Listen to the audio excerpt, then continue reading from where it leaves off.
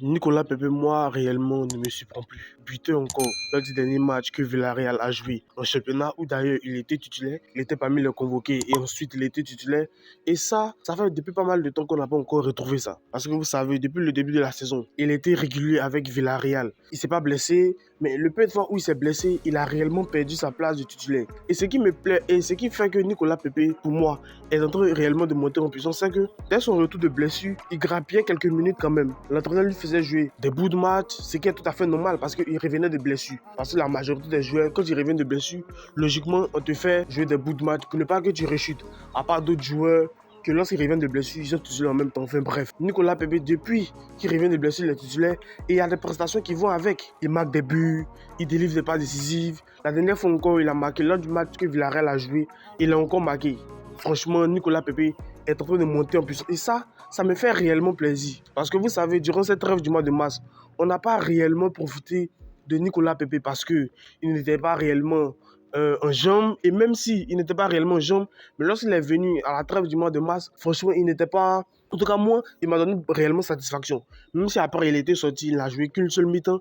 Mais dans l'ensemble, Nicolas Pepe, on retrouvait quand même de bonnes choses dans son jeu.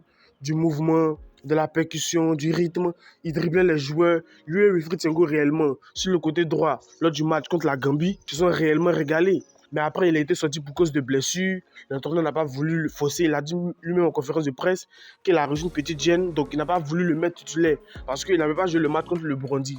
Donc, le match contre la Gambie, c'était un match pour lui de se racheter. Mais il n'a pas mis titulaire parce que en réalité, il a sorti une petite gêne pour ne pas prendre de risques parce qu'il doit aller rejouer en club. Et il ne l'a pas mis titulaire, ce qui est tout à fait normal. Mais depuis qu'il est arrivé en club et qu'il s'est remis totalement de sa blessure, Nicolas Pepe actuellement fait partie des joueurs majeurs de l'équipe de Villarreal. Et lui-même, il a dit en conférence de presse, je pense être à mon meilleur niveau. J'ai subi des blessures tout au long de la saison, mais j'ai travaillé dur pour récupérer et être prêt pour la finale. Je suis disponible maintenant à un excellent niveau. Je travaille dur pour donner le meilleur de moi-même ici. Je pense que c'est l'endroit idéal pour le faire. Voici un joueur qui est totalement confiant. Et le fait qu'il soit performant sur le terrain est dû aussi à ça.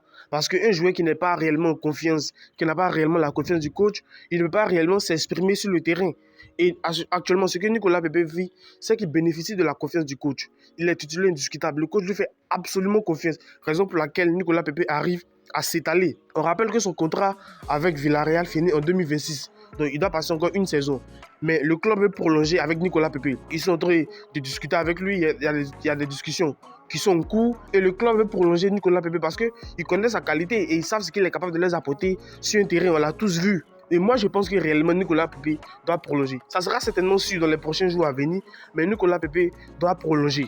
Il doit prolonger parce que Villarreal est quand même un endroit assez propice pour lui permettre de s'exprimer sur le terrain.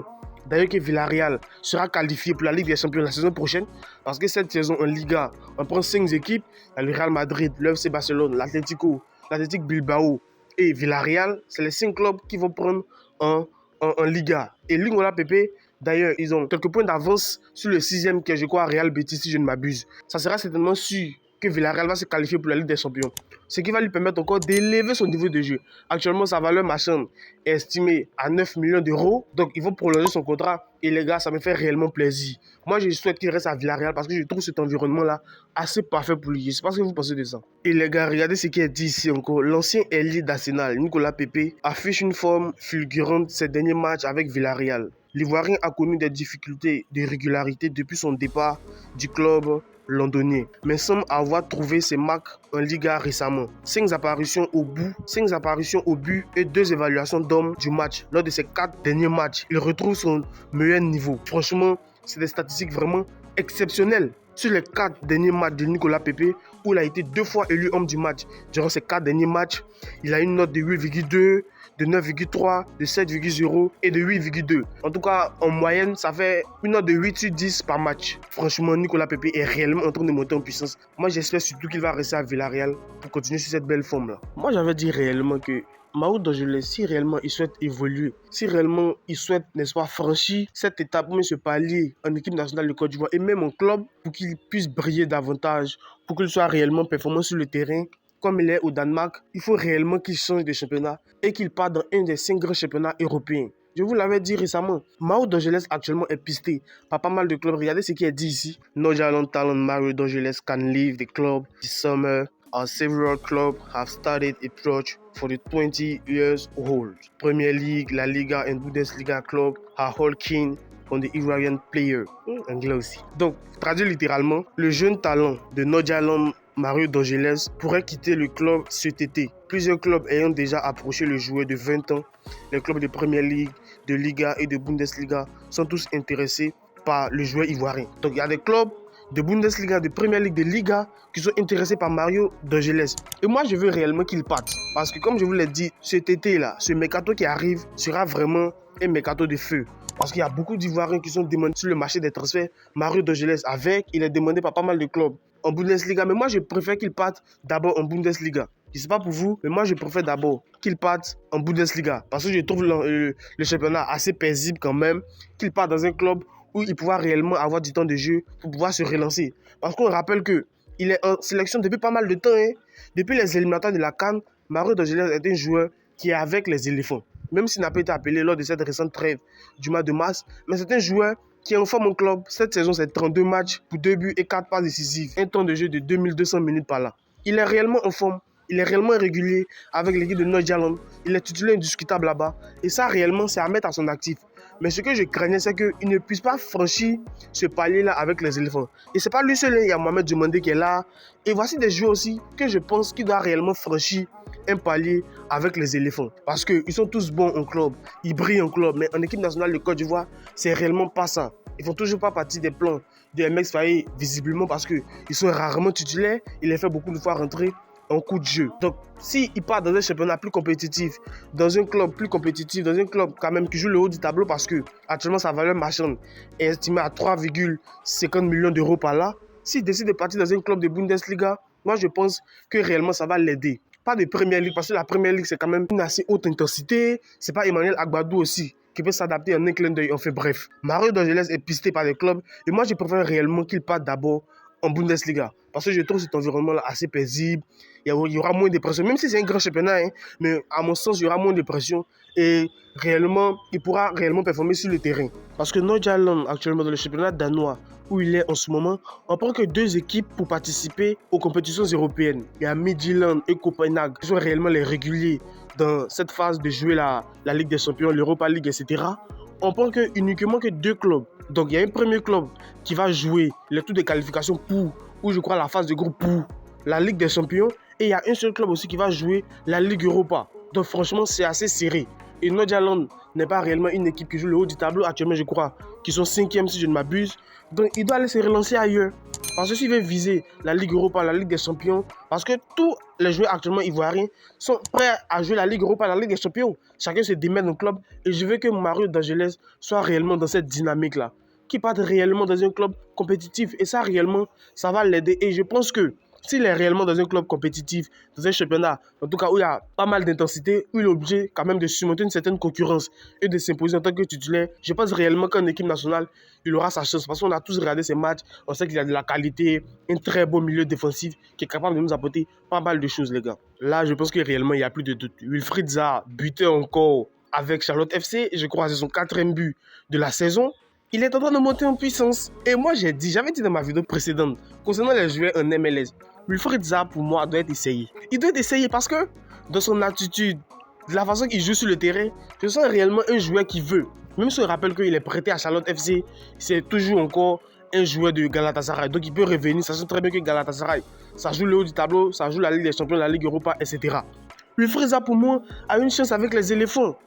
Wilfried Zaha, parce que pourquoi je dis que Wilfried Zaha a une chance avec les éléphants? Parce que nous avons tous remarqué durant cette trêve-là, Simon Adingra, la forme, c'était pas au beau fixe. Oumar Diakité, la force, n'était pas au beau fixe. Nos ailiers en général, à part Nicolas Pepe, qui est quand même sorti du lot, nos ailiers, c'était pas réellement la grande forme. C'était pas réellement la grande forme. Et Wilfried Zaha, dans ce contexte-là, aurait pu nous apporter beaucoup. Parce que, qu'on le dise ou non, Wilfried Zaha est en jambes.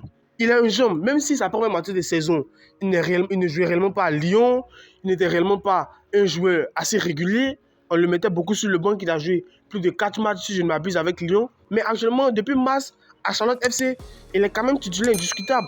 Il joue tous les matchs et il est en rythme. Et j'ai toujours dit, moi, un joueur qui joue des matchs. Même si on va me dire qu'il en MLS, peu importe, on sait tous ce que Zaha est capable de nous apporter. On l'a vu évoluer en Premier League.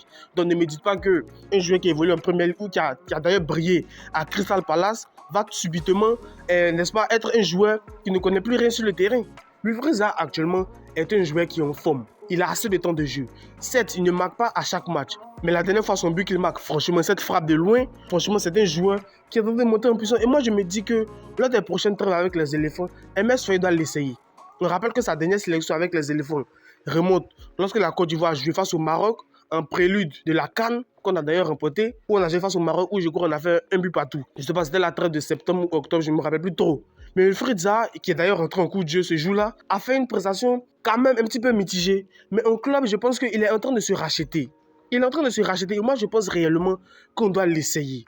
On doit réellement l'essayer. À Lyon, où il ne trouvait réellement pas du temps de jeu, mais contrairement à Galatasaray, où réellement il est en train de performer, je pense réellement qu'on doit l'essayer. Parce qu'il joue sur le terrain. C'est pas comme si c'était un joueur qui est sur le banc. C'est pas comme si c'était un joueur qui réellement... qui ne fait pas partie des plans du coach. C'est un joueur qui est mis à l'écart sur le TFC. C'est un joueur qui est sur le terrain. Et moi, je me dis, tant qu'un joueur est en jambes, les buts, ça va venir. C'est tout comme Sébastien Haller. Sébastien Haller traversait une mauvaise passe à Utrecht. Mais au fur et à mesure que Sébastien Haller a été titulaire, a joué beaucoup de matchs avec Utrecht, les buts ont commencé à s'enchaîner. Et je me dis que franchement, Wilfried Zaha doit être essayé.